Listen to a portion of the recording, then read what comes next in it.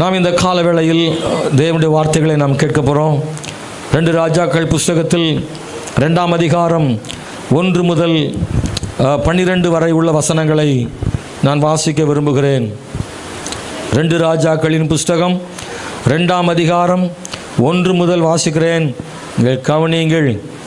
கர்த்தர் எலியாவை சுழல் காற்றிலே பரலோகத்திற்கு எடுத்துக்கொள்ள போகிற போது எலியா எலிசாவோட கில்காலில் இருந்து புறப்பட்டு போனான். எலியா எலிசாவை நோக்கி, நீ இங்கே இரு, கர்த்தர் என்னை பெத்தேல் மட்டும் போக அனுப்புகிறார் என்றான். அதற்கு எலிசா, நான் உம்மை விடுகிறதில்லை என்று கர்த்தரின் ஜீவனையும் உம்முடைய ஜீவனையும் கொண்டு சொல்கிறேன் என்றான். அப்படியே இருவரும் பெத்தேலுக்கு போனார்கள். அப்பொழுது பெத்தேலில் இருந்த தீர்க்கதரிசிகளின் புத்திரர் எலிசாவினிடத்தில் வந்து, இன்றைக்கு கர்த்தர் உனக்கு தலைமையாயிருக்கிற உன் எஜமானை உன்னை விட்டு எடுத்துக்கொள்வார் என்பது உனக்கு தெரியுமா என்றார்கள். அதற்கு அவன், எனக்கு தெரியும், சும்மா இருங்கள் என்றான். பின்பு எலியா அவனை நோக்கி, எலிசாவே, நீ இங்கே இரு, கர்த்தர் என்னை எரிகோ மட்டும் போக அனுப்புகிறார் என்றான். அதற்கு அவன், நான் உம்மை விடுகிறதில்லை என்று கர்த்தருடைய ஜீவனையும் உம்முடைய ஜீவனையும் கொண்டு சொல்லுகிறேன் என்றான். அப்படியே அவர்கள் எரிகோவுக்கு வந்தார்கள். எரிகோவில் இருந்த தீர்க்கதரிசிகளின் புத்திரர் எலிசாவினிடத்தில் வந்து, இன்றைக்கு கர்த்தர் உனக்கு தலைமையாயிருக்கிற உன் எஜமானை உன்னை விட்டு எடுத்துக்கொள்வார் என்பது உனக்கு தெரியுமா என்று அவனை கேட்டார்கள். அதற்கு அவன், எனக்கு தெரியும், சும்மா இருங்கள் என்றான். பின்பு எலியா அவனை நோக்கி, நீ இங்கே இரு, கர்த்தர் என்னை யோர்தானுக்கு அனுப்புகிறார் என்றான். அதற்கு அவன், நான் உம்மை விடுகிறதில்லை என்று கர்த்தருடைய ஜீவனையும் உம்முடைய ஜீவனையும் கொண்டு சொல்லுகிறேன் என்றான். அப்படியே இருவரும் போனார்கள். தீர்க்கதரிசிகளின் புத்திரரில் 50 பேர் போய் தூரத்திலே பார்த்து கொண்டு நின்றார்கள். அவர்கள் இருவரும் யோர்தான் கரையிலே நின்றார்கள். அப்பொழுது எலியா தன் சால்வை எடுத்து முறுக்கி தண்ணீரை அடித்தான். அது 2 பக்கமாக பிரிந்தது. அவர்கள் இருவரும் உலர்ந்த தரை வழியாய் அக்கறைக்கு போனார்கள். அவர்கள் அக்கறைப்பட்ட பின்பு எலியா எலிசாவை நோக்கி, நான் உன்னை விட்டு எடுத்துக்கொள்ளப்படும் முன்னே நான் உனக்கு செய்ய வேண்டியது என்ன கேள் என்றான். அதற்கு எலிசா, உம்மிடத்தில் உள்ள ஆவியின் வரம் எனக்கு இரட்டிப்பாய் கிடைக்கும்படி வேண்டுகிறேன் என்றான். அதற்கு அவன், அரிதான காரியத்தை கேட்டாய். உன்னை விட்டு நான் எடுத்துக்கொள்ளப்படுகையில் என்னை நீ கண்டால் உனக்கு கிடைக்கும், இல்லாவிட்டால் கிடையாது என்றான். அவர்கள் பேசிக்கொண்டு நடந்து போகையில், இதோ அக்கினி ரதமும் அக்கினி குதிரைகளும் அவர்கள் நடுவாக வந்து இருவரையும் பிரித்தது. எலியா சுழல் காற்றிலே பரலோகத்திற்கு ஏறி போனான். அதை எலிசா கண்டு, என் தகப்பனே, என் தகப்பனே, இஸ்ரவேலுக்கு ரதமும் குதிரை வீரருமாய் இருந்தவரே என்று புலம்பினான். அவனை அப்புறம் காணாமல் தன் வஸ்திரத்தை பிடித்து 2 துண்டாக கிழித்தான். அன்பானவர்களே, இன்னும் அதனுடைய தொடர்ச்சி இருக்குது. ஆனால் இந்த செய்தியினுடைய சாராம்சத்தை நான் உங்களுக்கு சொல்ல விரும்புகிறேன். எலியா ஒரு சிறந்த தீர்க்கதரிசி, புத்தகம் எழுதாத தீர்க்கதரிசி. கிஸ்பி என்கிற ஊரை சார்ந்தவன். அவன் ஆகாப் என்கிற ராஜாவின் காலத்திலும் ஆகாபின் குமாரன் அகசியா என்பவனுடைய காலத்திலும் தீர்க்க தரிசனம் சொன்ன தீர்க்கதரிசி எலியா. இந்த எலியா ரொம்ப தைரியமான தீர்க்கதரிசி. இஸ்ரவேல் ஜனங்களின் மேலே அதிகமாக அக்கறை கொண்டவர். இஸ்ரவேல் ஜனங்கள் தேவனை தேடாத போது, அவர்கள் பாகால்களை வழிபட்ட போது, அதை பார்த்து தேசத்தில் மழை பெய்யாதிருக்கும்படி அவன் ஜெபம் பண்ணினான். மழை பெய்யாமல் போனது. அவர்கள் மனம் திரும்பிய நேரத்தில் மறுபடியும் ஜெபித்தான், மழை பெய்தது. அந்த தீர்க்கதரிசி எலியா ஆரம்ப காலங்களை பற்றி பைபிளில் அதிகமாக எழுதப்படலை. ஆனால் எலியாவின் ஊழியத்தை பற்றி அங்கே எழுதப்பட்டிருக்கிறது. சிறந்த ஒரு ஊழியத்தை எலியா செய்திருக்கிறார். ஆகவே இந்த எலியா எலிசா என்கிற ஒரு மனிதனை, வயல்களிலே ஏற்பூட்டி உழுது கொண்டிருந்ததான எலிசாவை பின்தொடர்ந்து போய் அவன் மேல் தன் சால்வையை போட்டு அவனை தனக்கு பின் வரும்படி அழைத்தான். எலிசாவும் எலியாவின் கைகளுக்கு தண்ணீர் வார்த்து, எலியா தீர்க்கதரிசிக்கு வேலைக்காரனாக எலிசா இருந்தான். எலியா சொல்வதெல்லாம் கேட்டான். எலியா செய்கிற அற்புதங்களை நேரில் பார்த்த எலிசாவினுடைய தீர்க்க தரிசனங்களை எல்லாம் அருகில் இருந்து கேட்ட எலிசா எலியாவினுடைய ஊழியத்தில் நடந்த அற்புதங்களை எல்லாம் அருகிலிருந்து பார்த்த எலிசா அவன் ஒரு வேலைக்காரனாக உண்மை உள்ளவனாக எலியாவை பின்னாடியே போயிட்டே இருக்கிறான். இந்த சூழ்நிலையில் தான் எலியா எடுத்துக்கொள்ளப்படுகிறதான ஒரு சூழ்நிலை. எலியாவின் ஊழியத்தின் இறுதி காலம். எலியாவும் கில்காலில் நிற்கிறார்கள். எலியா எடுத்துக்கொள்ளப்படுகிறதுனால நீ இங்கே இரு என்று ஒவ்வொரு முறையும் சொல்லுகிறான். முதலிலே அவன் பெத்தேலிலும், அதற்கு பிறகு எரிகோவிலும், அதற்கு பிறகு யோர்தானிலும், இப்படி ஒவ்வொரு இடமாக மாறி மாறி அவர்கள் போகிறதை நாம் பார்க்கிறோம். எல்லா இடங்கள்லையும் நான் வாசிக்கும் பொழுது பெத்தேலிலே, யோர்தானிலே, எரிகோவிலே அங்கே ஒரு தீர்க்கதரிசிகளின் புத்திரர்கள் அங்கே இருக்கிறதை நாம் பார்க்கிறோம். ஆகவே இந்த ஒவ்வொரு இடங்கள்லையும் ஆங்காங்கே தீர்க்கதரிசிகளின் புத்திரர்கள் ஒரு பயிற்சி பள்ளி போல இருப்பதாக தெரிகிறது. இந்த எலியா ஆங்காங்கே இருக்கிற பயிற்சி பள்ளிகளிலே தீர்க்கதரிசிகளின் புத்திரர்களுக்கு எலியா பயிற்சி அளித்திருக்கக்கூடும் என்று நம்பப்படுகிறது.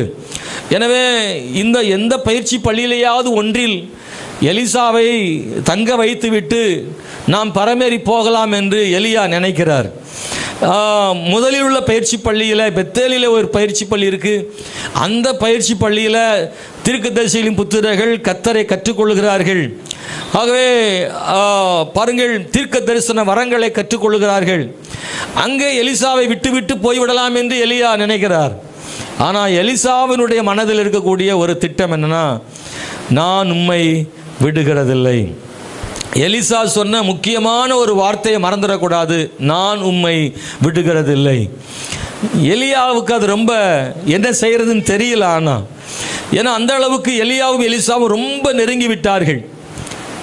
எலிசாவை விட்டு பிரிய கஷ்டம், எலியா விட்டு பிரிய கஷ்டம். ரெண்டு பேரும் பிரிய கஷ்டப்படுகிறார்கள். ஆனால் எலியா எடுத்துக்கொள்ளப்பட போகிற செய்தி எலியாவுக்கு கொடுக்கப்பட்டிருக்கிறது. இந்த தீர்க்கதரிசிகளின் புத்திரர்களுக்கும் எலியா எடுத்துக்கொள்ளப்படுவது தெரிந்திருக்கிறது. இன்னும் சொல்லப்போனால் எலிசாவுக்குமே தெரிந்திருக்கிறது. எனக்கு தெரியும், சும்மா இருங்கள்னு யார் சொல்றார்? எலிசாவும் சொல்றார். அப்படின்னா இது எல்லாருமே அவங்க தீர்க்கதரிசியாக இருப்பதனால எலியா எடுத்துக்கொள்ளப்பட போகிற செய்தி தெரிந்திருக்கிறது. ஆனால் இந்த இடத்துல எலியாவினுடைய வார்த்தைகளை எலிசா இதுவரை கேட்டவர், இந்த ஒரு முறை முதல் முறையாக அவர் அதை கேட்கவில்லை. ஏனென்றால் இது சரியான ஒரு தருணம். எலியாவின் இடத்திலிருந்து ஒரு வல்லமையை பெற்றுக்கொள்ள வேண்டும் என்று நினைக்கிறார். ஏதோ ஒன்றை எலியா விட்ட எதிர்பார்ப்பதை எலியா புரிந்து கொண்டார். ஒவ்வொரு முறையும் அவரை இருக்க சொல்லும்போது, நான் இருக்க மாட்டேன், நான் உம்மை விடுகிறதில்லை என்று சொல்லுகிறார்.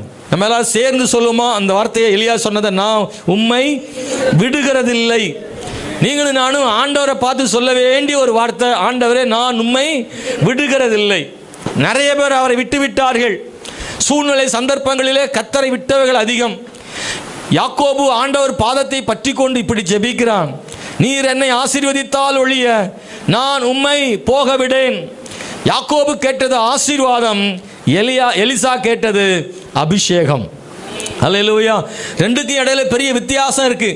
யாக்கோபு தான் சம்பாதித்த அல்லது கர்த்தர் கொடுத்த அந்த சொத்துக்களை காப்பாற்றுவதற்காக, ஒரு ஆசீர்வாதத்திற்காக யாக்கோபு ஆண்டவர்கிட்ட ஜெபிக்கிறான். எலிசா அவன் எல்லா ஏறு மாடுகளையும் விட்டு வந்தவன். ஆண்டவர்கிட்ட எலியாட்ட கேட்கிறாரு, உம்முடைய ஆவியின் வரம் எனக்கு 2 மடங்கு எனக்கு கிடைக்க வேண்டும் என்று கேட்கிறார். எலிசாவை விட்டு போக முடியாததுனால, இவன் விடமாட்டான், எங்கே போனாலும் கூடவே வருகிறபடினால எலியா கேட்குறாரு, கடைசியாக நான் உனக்கு என்ன செய்ய வேண்டும், அல்லது நான் உனக்கு செய்ய வேண்டியது என்ன கேள் என்றான். 9ஆம் வசனத்தில் இருக்கு, ஆவியின் வரம் எனக்கு இரட்டிப்பாய் கிடைக்க வேண்டும் என்று எலியாட்ட கேட்கிறாரு. என்ன வேணுமா? எலியாவினுடைய ஆவி இருக்குல்ல, எலியாவின் ஆவி வரம் அது வேண்டும்ல, அது 2 மடங்கா வேணும்னு கேட்கிறார். நீங்கள் நினைக்கலாம் எலிசாவுக்கு ஓவராக தான் பேராசை இருக்குது அப்படின்னு நினைக்கலாம். எலியாவுடைய வரமே பெருசு, அது 2 மடங்கு எனக்கு வேணும்னா இந்த எலிசாவுக்கு ரொம்ப பேராசைப்படுறாரா அப்படின்னு ஆசைப்படுறதாக நினைக்கக்கூடாது. உண்மையாக பழைய ஏற்பாட்டு காலங்களில் ஒரு முறை இருந்திருக்கு. என்ன முறைன்னா, ஒரு தகப்பனுடைய பிள்ளைகளில் மூத்த குமாரனுக்கு தகப்பனுடைய சொத்துக்களில் 2 மடங்கு ஆசீர்வாதம் கொடுக்கப்பட வேண்டும். உபாகமம் 17ஆம் அதிகாரத்தில் நாம் இந்த செய்திகளை 21ஆம் அதிகாரத்தில் 17ஆம் வசனத்தில் இந்த செய்திகளை படிக்க முடியும். தேவனாகிய கர்த்தர் இந்த சேஷ்ட புத்திர பாகம் அப்படின்ற ஒன்றை ஆண்டவர் அங்கே வெளிப்படுத்துகிறார். அப்படி வெளிப்படுத்தும் போது ஆண்டவர் சொல்கிறாரு, ஸ்தோத்திரம், ஒரு குடும்பத்தில் மூத்தவனுக்கு சேஷ்ட புத்திர பாகத்தை கொடுக்க வேண்டும். ஒருவேளை 2 மனைவி உடையவனாக இருந்தால், அதிலே ஒருவள் பிரியமானவளாக இன்னொருத்தி பிரியமற்றவளாக இருந்தால், பிரியமானவளுக்கு இளைய குமாரனும் பிரியமற்றவளுக்கு மூத்த குமாரனும் இருந்தால், தான் பிரியமானவள் என்பதனால இளையகுமாரனுக்கு சேஷ்ட புத்திர பாகத்தை கொடுத்து விடக்கூடாது. மனைவிகளில் ஒருத்தி பிரியமில்லாதவளாக இருந்தும் அவளுக்கு தான் மூத்த பிள்ளை என்றால் அந்த மூத்த பிள்ளைக்கு தான் சேஷ்ட புத்திர பாகம் போய் சேர வேண்டும் என்று இந்த மூத்த பையனுக்குரியதான சேஷ்ட புத்திர பாகம் என்னும் 2 மடங்கு ஆசீர்வாதத்தை வேத வசனத்தில் எழுதப்பட்டிருக்கிறது. நாம் இப்படி எடுத்துக்கொண்டால், தகப்பனேன்னு கூப்பிடுறாருல எலிசா, இஸ்ரவேலுக்கு குதிரைகளும் ரதமுமா இருந்தவரே, என் தகப்பனே என் தகப்பனேன்னு எலிசா கேட்கிறத வச்சு இந்த எலிசா தான் ஒரு மூத்த குமாரனாக எலியாவுக்கு இருக்க வேண்டும் என்று விரும்புகிறார் என்று தான் எடுத்துக்கொள்ள வேண்டும். ஒரு அல்லேலூயா சொல்றீங்களா?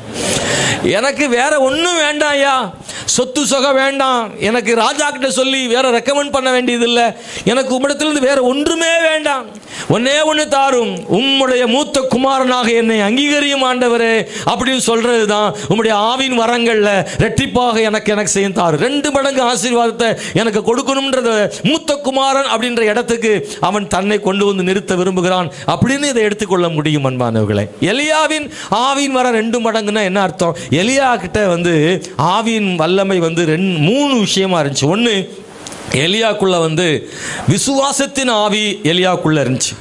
2, கீழ்ப்படிதலின் ஆவி எலியாக்குள்ள இருந்துச்சு. 3, தைரியமான ஆவி எலியாக்குள்ள இருந்துச்சு. விசுவாசமுள்ள ஆவி என்ன?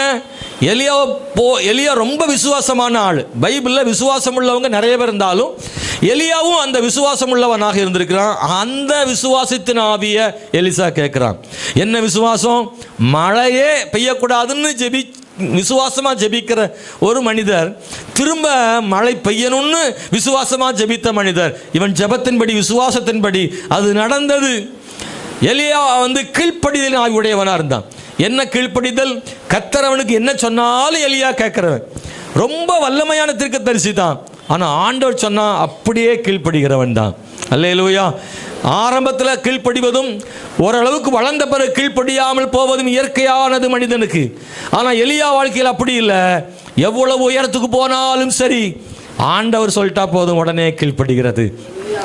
ஒரு ஊழியர் சாதாரணமான ஊழியராக இருந்து ஒரு பெரிய பயன்படுத்தப்படக்கூடிய சிறந்த உயரமான நிலைக்கு போன ஒரு பெரிய ஊழியக்காரராக இருந்தாலும் ஆண்டவர் சொன்னா உடனே பண்ணியணும். அதுதான் சிறப்பு. எலியாவுக்கு அது இருந்துச்சு. எலியாவை பார்த்தா எல்லாரும் பயப்படுவாங்க, ஆனால் இவன் ஆண்டவரை பார்த்தா உடனே பயந்துருவான், உடனே கீழ்ப்பிடிஞ்சிருவான். கெரித்தாட்டண்டைக்கு போனால் போயிட்டான். அங்கே தண்ணீர் வற்றி போன உடனே சாரிபாத்துக்கு போக சொன்னார், அங்கே போயிட்டான். மறுபடியும் அங்கேருந்து வேறு இடத்துக்கு போக சொல்கிறாரு, அங்கே போகிறான். ஆண்டவர் சொல்கிற இடத்துக்கெல்லாம் எழும்பி புறப்பட்டு போயிட்டே இருக்கிறான். ஆண்டவரை ஒரு இடத்துல நான் வைக்கக்கூடாதா, இப்படி மாறி மாறி ஒவ்வொரு இடத்துக்கு அனுப்புறீங்களா ஆண்டவரேன்னு ஆண்டவர்கிட்ட கேள்வியெல்லாம் கேட்கல, சொல்ல சொல்ல சொல்ல புறப்பட்டு போய்கிட்டே இருந்தான். இது எலியாவினுடைய கீழ்ப்படிதலின் ஆவியை இந்த எலிசா கேட்கிறான். 3 தைரியமான ஆவி எலியாவுக்கு. எலியா ரொம்ப தைரியமான ஆள் தானா? இல்லை. நம்ம வேலை செய்கிற ஓனர்கிட்ட பேசுகிறதுக்கு கையை கட்டி வாயை பற்றி ரொம்ப சிலர்லாம் ஒரு லீவு கேட்குறதுக்கெல்லாம் என்ன பாடுபாடாத பாடுறாங்க தெரியுமா? நைஸாக பேசி அப்படியெல்லாம் பேச வேண்டியிருக்கு ஒரு ஓனர்கிட்ட பேசுகிறதுக்கு. ஆனால் ஒரு ராஜா கிட்ட பேசுகிறதுன்றது ரொம்ப கஷ்டம். ஏன்னா ராஜா என்ன தண்டனையும் கொடுக்கறதுக்கு அதிகாரம் இருக்குது. அவ்வளோ வல்லமையானவர் ராஜா. ஆனால் ராஜா கிட்ட எதிர்த்து நின்று பேசுகிறான். நீயே அந்த மனுஷன் சொல்கிற அளவுக்கு நீயும் தகப்பன் வீட்டாரும் தான் இதை செய்திருக்கிறீங்க அப்படின்னு ஆகாபை பார்த்து பேசுகிற அளவுக்கு எலியா ரொம்ப தைரியமான ஆளாக இருந்தார். ராஜாவை எதிர்த்து பேசுகிற அளவுக்கு தைரியம், அப்புறமா பாகாலின் தீர்க்கதரிசிகளெல்லாம் பேசுகிற அளவுக்கு தைரியம் எலியாவுக்கு இருந்துச்சு. உங்களுக்கு தெரியும், அந்த கர்மேல் பர்வதத்தில் பலிபீடத்தை கட்டி அந்த பலிபீடத்தில் காளைய பலி செலுத்துறதுக்கு வானத்திலிருந்து அக்கினி இறங்கி வர வேண்டும். இங்கிருந்து அக்கினி அல்ல, அந்த அக்கினி இறங்கி பட்சிக்கும் போது எந்த தேவன் அக்கினியால் பட்சிக்கிறாரோ அதுதான் உண்மையான தேவன் எலியா சொல்றார். ஜனங்களுக்கு முன்னாடி ரொம்ப தைரியமாக நிற்கிறார். பாருங்க, முதல்ல சான்ஸ் வந்து பாகால் தீர்க்கதரிசிகளுக்கு.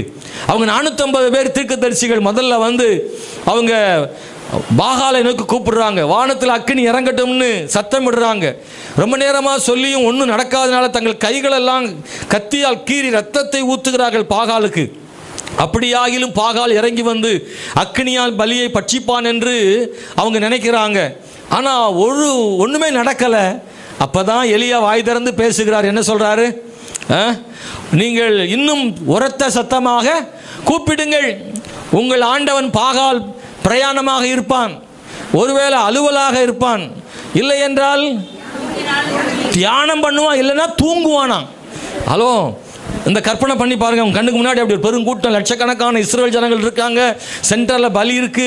மலைகள்லாம் ஏறி நிற்கிறாங்க ஜனங்க. அங்கெல்லாம் நடக்குது கூத்து. 450 பேரும் சுற்றி ஆஹா ஓஹோன்னு ஆடி பாடி ரத்தத்தை கிழிச்சு குதிச்சுக்கிட்டு கிடக்கிறானுவேன். எலியா அப்படியே கையை கட்டி ஓரமாக நின்று குதிங்கடா சத்தம் போடுங்கடா, உங்க பாகால் எங்கே போனா, எங்கேயா சேலத்துக்கு ட்ரெயினில் போய்கிட்டு இருப்பான் அப்படின்னு சொன்னால் அவனுக்கு எப்படி இருக்குன்னு யோசிப்பான். அவனே இன்னும் அக்கினி வரலன்னு கடுப்பில் இருக்கான்.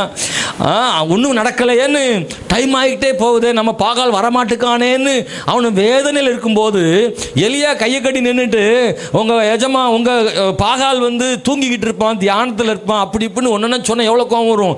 அந்த கத்தியை கையில் வச்சிருக்கான்னு ஏற்கிறான். 450 கத்தி கையில் இருக்குது. அந்த பாகால் தீர்க்கதரிசிகள் ஒவ்வொருத்தரும் தங்களை கீறி கொண்டு இருக்கிறவர்களே எலியாவை கீறதுக்கு எவ்வளோ நேரம் ஆகும். ஆனால் எலியா தைரியமா நின்று பேசுறாரு. இஸ்ரவேலின் தேவனே தேவன் என்று ஆண்டவர் வெளிப்படுத்தணும்னு அவர் தைரியம் வைராக்கியமா நிற்கிறாருன்னா எலியாவின் தைரியம் ரொம்ப அதிகம்தான். அல்லேலூயா, ஸ்தோத்திரம். அன்பானவர்களே, அந்த நாளில் எலியாவின் ஜெபத்தை கேட்டு தேவன் தம்முடைய அக்கினி அனுப்பி பலியை பட்சித்தார். ஆண்டவர் கர்த்தரே தேவன் என்று உணர பண்ணினால் அவ்வளோ தைரியம் இருந்துச்சு. அதனால தான் எலியா வந்து தைரியமான ஆள்.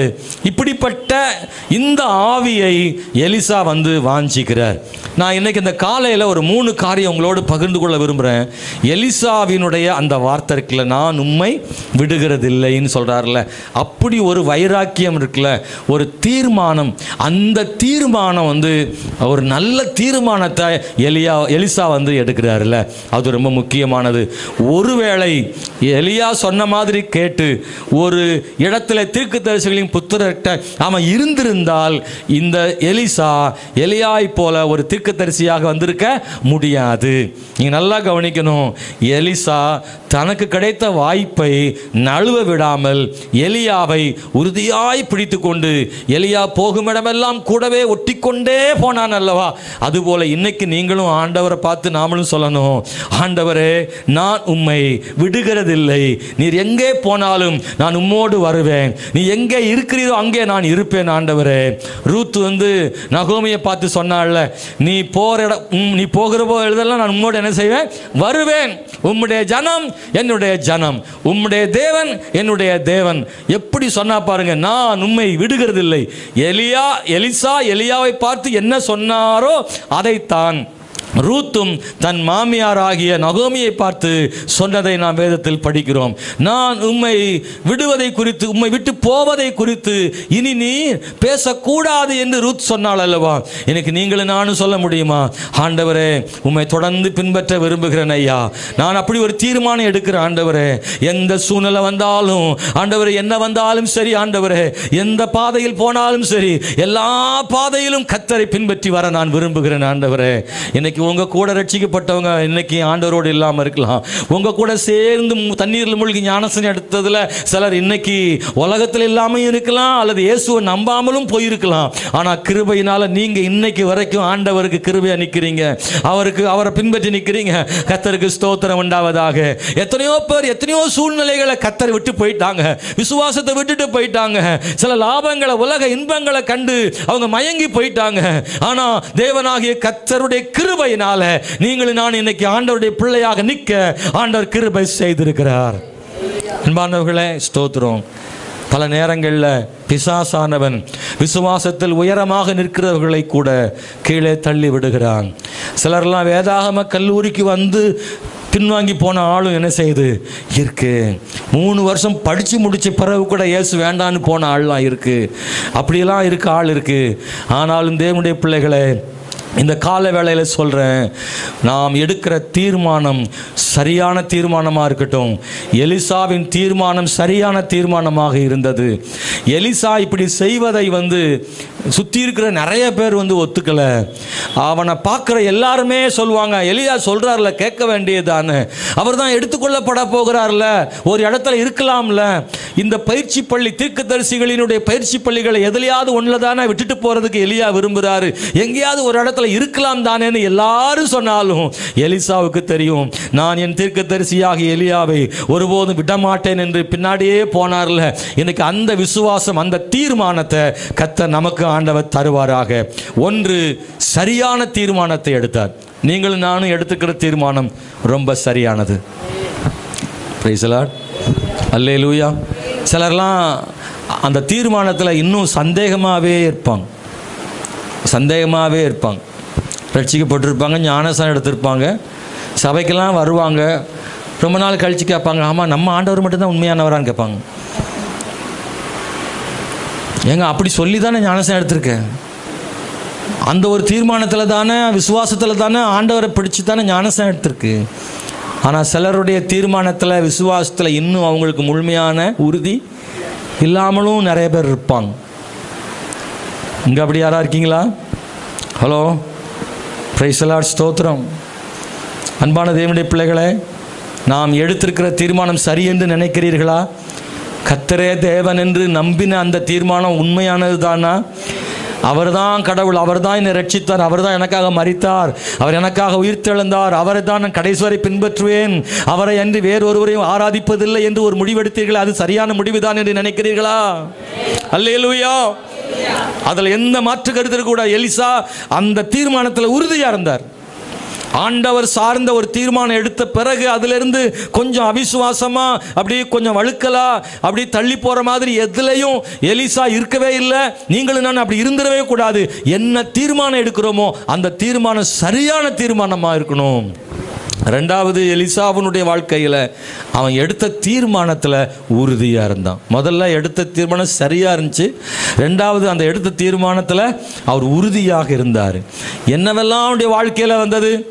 3 விஷயங்களில் 3 காரியங்கள் எலிசாவினுடைய தீர்மானத்தை அசைக்கலை.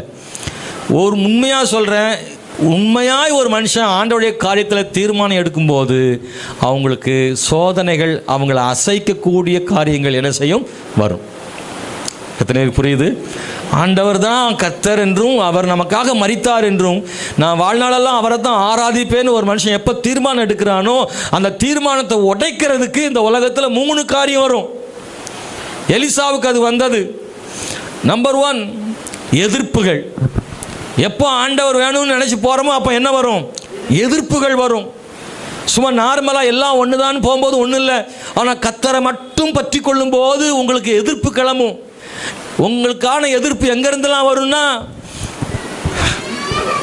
ஃபேமிலிக்குள்ளேருந்தே வரும், சொந்தங்களுக்குள்ளேருந்து வரும், சுற்றி சுற்றி வரும், நண்பர்களுக்குள்ளேருந்து வரும். எங்கேருந்து எதிர்ப்பு வரும் நமக்கே தெரியாது. நம்மளை எதிர்க்கிறவங்க சம்பந்தப்பட்டவங்களாக இருக்கலாம், சம்பந்தமே இல்லாதவங்க கூட சில எதிர்ப்பாங்க. அவங்களால் நமக்கு எந்த லாபமுமே இருக்காது. ஆனால் அவங்களும் குறுக்கிடுவாங்க. என்ன திடீர்னு என்னமோ வீரமணி ஸ்கூலில் பார்த்ததாக சொன்னாங்க அப்படின்னு வம்புக்கு போட்டு இழுப்பா. ஐயா, வீரமணி ஸ்கூலுக்கு போனால் உனக்கு என்னையா பிரச்சனை? இல்லை, டாஸ்மாக் போகும்போது கூட ஒன்றும் சொல்ல மாட்டான். அங்கே தண்ணி அடிச்சுட்டு பண்ணி கூட படுத்து கிடந்தா கூட பார்த்துட்டு போயிடுவான். ஆனால் வீரமணி ஸ்கூலில் போயிட்டா மட்டும் குதிப்பான், வானத்துங்களையும் குதிப்பான். உனக்கு என்னையா பிரச்சனை? இந்த உலகத்தில் தப்பான இடங்களுக்கு போகிறவங்கள ஒன்றுமே சொல்ல. ஒரு சகோதரி என்கிட்ட ரொம்ப நாளைக்கு முன்னாடி அழுதுகிட்டே சொன்னாங்க, பாஸ்டர் எங்கள் வீட்டுக்கார் இப்படி சொல்கிறாருன்னு. சொல்கிறாராம், எவன் கூடனாலும் போ, ஆனால் சர்ச்சுக்கு மட்டும். அந்த சகோதரி அழுதுகிட்டே சொன்னாங்க, என் வீட்டு இப்படி பேசுகிறார் பாஸ்டர்.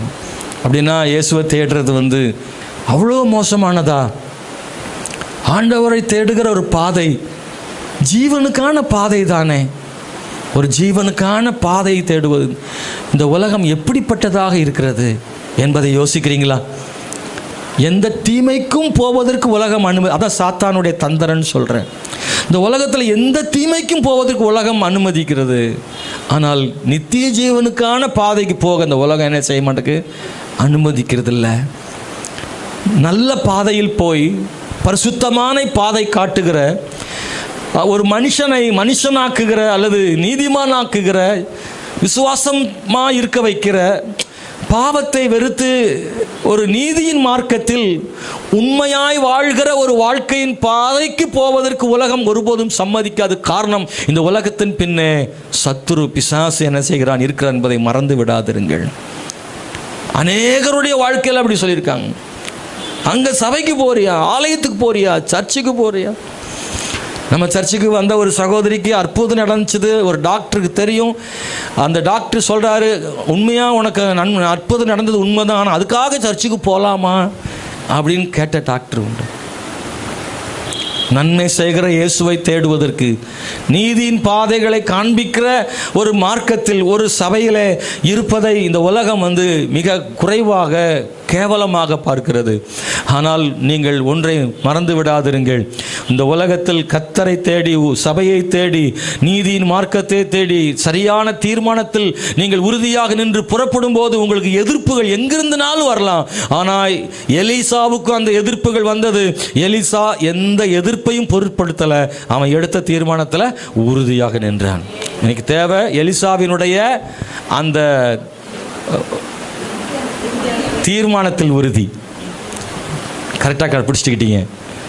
எலிசாவை போல எடுத்த தீர்மானத்தில் உறுதியாக இருப்பது ரொம்ப முக்கியமானது. அன்பான தேவனுடைய பிள்ளைகளே, வேதத்தில் படிக்கும்போது இவனுடைய வாழ்க்கையில் எதிர்ப்புகள், தீர்க்கதரிசிகளின் புத்திரர்கள் ஒரு பக்கம், எலியா ஒரு பக்கத்தில் சொல்ல இங்கே இருன்றார் அவர். ஆகவே தடைகள் இருக்குது. அவனால் முன்னேறி போக முடியாத அளவுக்கு பிரச்சனைகள் இருக்குது. ஒரே வார்த்தை அவனுக்கு, வேற எதுவுமே விளக்கமெல்லாம் பேசலை. எல்லாரும் சொல்கிறாங்க, உனக்கு தலைமையாக இருக்கிற உன் ஆண்டவன் இன்றைக்கு உன்னை விட்டு எடுத்துக்கொள்ளப்பட போகிறார், உனக்கு தெரியுமா? அவன் சொன்ன ஒரே பதில், எனக்கு தெரியும், நீங்கள் சும்மா இருங்கள். என்ன வீரமணி ஸ்கூலுக்கு போறியாமன்னா நீங்கள் என்ன சொல்லணும்? எனக்கு தெரியும், சும்மா இருங்க. சொல்லுவீங்களா? அது எப்படி பாஸ்டர், அத்தையா போச்சுட்டேன், அத்தைகிட்ட போய் மதினிட்டு போய் எப்படி சொல்ல முடியும்? நாளை பின்ன கொடுக்கல் வாங்கல் வேண்டாமா பாஸ்டர்? பரவாயில்ல, தைரியமாக சொல்லுங்கள். நான் தெரிஞ்சு தான் போகிறேன், போதையிலலாம் போகல, தெளிவாக தான் போகிறேன். இதுதான் நித்திய பாதை என்று நான் கண்டு கொண்டேன். என் கண்ணு திறக்கப்பட்டிருக்கு. உங்களுக்கும் ஒரு கண்ணு திறக்கப்படும் மைனி, சொல்லுங்க. அல்லேலூயா. உங்கள் அத்தைக்கிட்ட சொல்லுங்கள், நாத்தனார்ட்ட சொல்லுங்கள், நாத்தனாரே உன் கண்ணு சீக்கிரம் திறக்கப்படட்டும். நான் தெளிவாக தான் சொல்கிறேன், நான் போகிற பாதை சரி. நான் அவரை விடுகிறதாக இல்லை, நான் கர்த்தரை விடுகிறதாக இல்லை. என்ன வந்தாலும் சரி, எது நடந்தாலும் சரி, நான் போகிற பாதையில் போய்கொண்டே இருப்பேன். என் கர்த்தரை நடத்துகிற வரைக்கும் போவேன். அதில் எலிசா உறுதியாக நின்னார். அந்த உறுதி ரொம்ப ரொம்ப முக்கியம். யார் வேணாலும் என்ன வேணாலும் சொல்லட்டும். நீங்கள் கவனிக்கிறீங்களா? சிலர்லாம் பார்த்தீங்கன்னா வருவாங்க, 4 வாரம் அடுத்து வரமாட்டாங்க. ஏன் தெரியுமா? அதுக்குள்ளே யாரோ என்ன செஞ்சிட்டாங்க, குட்டையை குழப்பிட்டாங்க.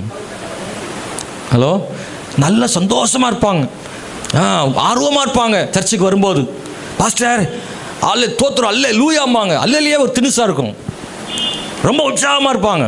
ஜெபம் பண்ணுங்க பாஸ்டர், நான் ஜெபம் பண்ணேங்க, வீட்டில் ஜெபம் பண்ணேன், ஏசப்பா என் கூட இருக்கிறாங்க, நன்மை செஞ்சாங்க அப்படின்னு சாட்சியெல்லாம் சொல்லுவாங்க. 2-3 வாரம் 4 வாரம் வந்துட்டு இருக்கும்போது நல்லா வருவாங்க.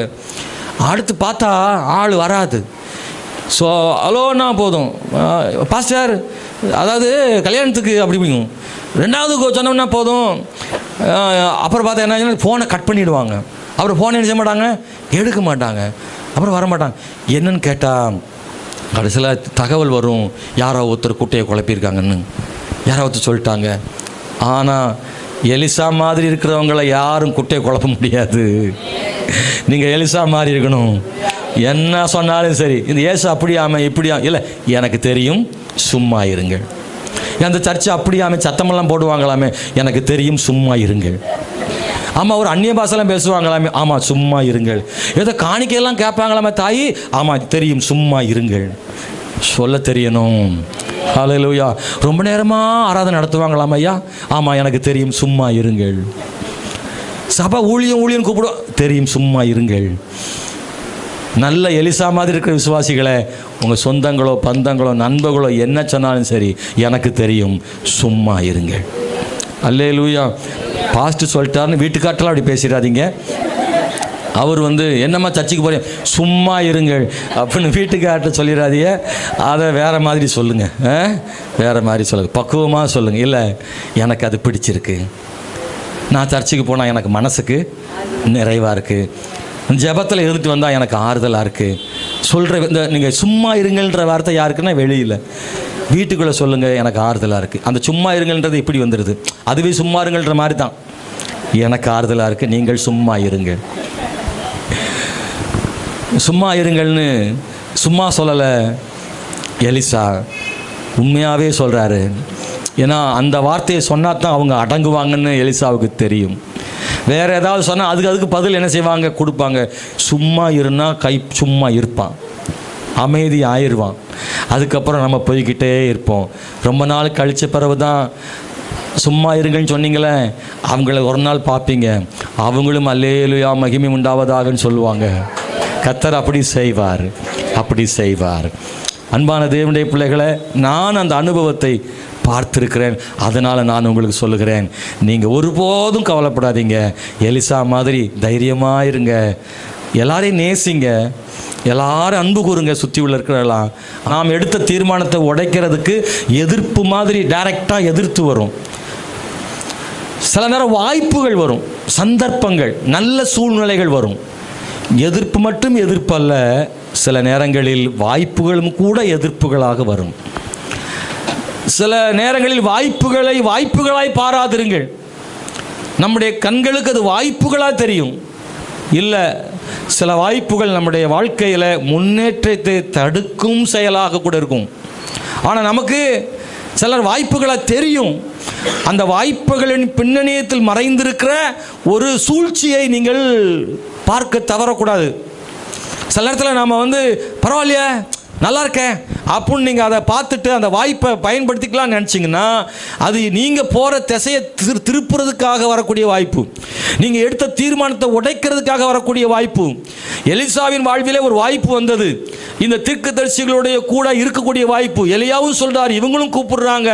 என்ன அர்த்தம், உங்கள் ஆண்டவன் எடுத்துக்கொள்ளப்பட போகிறார், நீ இங்கே இருன்னு சொல்கிறாங்க. ஒருவேளை இந்த எலிசா அவங்க வார்த்தையை கேட்டு ஒருவேளை அங்கே இருந்திருந்தால், ஒருவேளை அவன் அந்த வாய்ப்பாக நினைத்திருந்தால், எலிசாவின் வாழ்வில் அந்த ஆவின் 2 மடங்கு ஆசீர்வாதத்தை நிச்சயமாக பெற்றிருக்க முடியாது. நீங்கள் எடுத்த தீர்மானம், நீங்கள் எடுத்து வைத்த கால் அடி, நீங்கள் தொடர போகிற பயணம், இதில் நீங்கள் போகிற பாதையில் எந்த விதங்களில் தடைகள் வந்தாலும் சரி, எதிர்ப்புகளின் மூலமாக தடை வரலாம், வாய்ப்புகள் மூலமாக தடை வரலாம். நீங்கள் அந்த வாய்ப்பு தானா இல்லை அதுவும் தடை தானா என்பதை நீங்கள் கவனிக்கணும். எல்லா வாய்ப்புகளும் அப்படி நமக்கு வாய்ப்புகளாக இருப்பதில்லை என்பதை நீங்கள் மறந்து போய்விடக்கூடாது. Praise the Lord. அன்பானவர்களே, ஆண்டவருக்காக ஒரு தீர்மானம் எடுத்தால் அந்த தீர்மானத்தில் நமக்கு என்ன வரும்னா தடைகள் வரும். அந்த தடை எதிர்ப்பாக வரலாம், அப்புறமா வாய்ப்புகளாகவும் நம்ம வாழ்க்கையில் வரலாம். என்னுடைய வாழ்க்கையில் டைம் முடிய போதோ, ஸ்தோத்திரம், அல்லேலூயா. நான் ஊழியத்துக்கு ஒப்பு கொடுத்த காலம் அது. ஆண்டவர் என்னோடு கூட பேசினார். ஜெபத்தின் மூலமாக, வேதம் படிக்கும் போதும், ஒரு வாலிபர் முகாமில் எனக்கான கர்த்தர் கொடுத்த வார்த்தையை ஆண்டவர் செய்தியின் மூலமாக என் கூட ஆண்டவர் பேசினார். நான் முழுவதுமாக ஆண்டவருக்கு என் ஊழியத்துக்கு முழு நேரமும் ஒப்பு கொடுத்துட்டேன். ஆனால் நான் முழு நேர ஊழியத்துக்கு போவதற்கான வாய்ப்பு எனக்கு ரொம்ப கம்மி. காரணம், என்னுடைய குடும்ப சூழ்நிலை அப்படி இருந்தது. பொதுவாக அந்த நாட்களில் ஊழியத்துக்கு வருவது ரொம்ப கஷ்டமாகவும் இருந்தது. அன்பானவர்களே, என்னென்றால் எங்கள் வீட்டு சூழ்நிலை அப்படி. நான் தான் மூத்த பையன், எனக்கு கீழே 5 பிள்ளைகள், 3 பெண் பிள்ளைகள், 3 ஆண் பிள்ளைகள். அப்பாட்ட நான் சொன்னேன், இந்த மாதிரி வீட்டில் பேசிகிட்டு இருக்கும்போது கொஞ்சம் கொஞ்சமாக எங்கள் அம்மா கிட்ட சொன்னேன். நான் அப்படி தானே போவோம், அம்மா ரூட்டில் தானே போவோம், டைரெக்டாக அப்பாட்ட போக மாட்டோம்ல. அம்மா கிட்ட சொன்னேன், அம்மா என்னப்பா அப்பா என்ன சொல்லுவாங்களோ தெரியலையடா, என்ன ஜெபம் பண்ணுவோம் அப்படின்னு சொன்னாங்க. அப்பா கிட்ட செய்தி போச்சுது, பெர்மிஷன் லெட்டர் கொடுத்து அப்படி போய் ஹெட்மாஸ்டர்கிட்ட போய் டீச்சர்கிட்ட வருது. எங்கள் அப்பா சொன்னாங்க, என்னமோ ஊழியத்துக்கெலாம் போகிறேன்னு சொன்னியாம, இதா பாரு, நான் செத்த பிறகு வேணா நீ ஊழியத்துக்கு போ, 3 குமரு வச்சுக்கிட்டு அப்படி தான் சொல்லுவாங்க. அப்போ 3 குமரு வீட்டில் இருக்குது, நீ போகிறன்ற, நானே சோமில்லாத ஆளாக கிடக்கேன், குடும்பம் நம்ம குடும்பம் எப்படின்னு உனக்கு தெரியும் தானே, நீ போயிட்டா இந்த பிள்ளைகளை குமரை கரையேற்றுறது எப்படி, அப்படி இப்படின்னு பயங்கரமான சண்டை. அன்றைக்கி ஒரு நாள் ராத்திரி வீட்டில் தகராறு.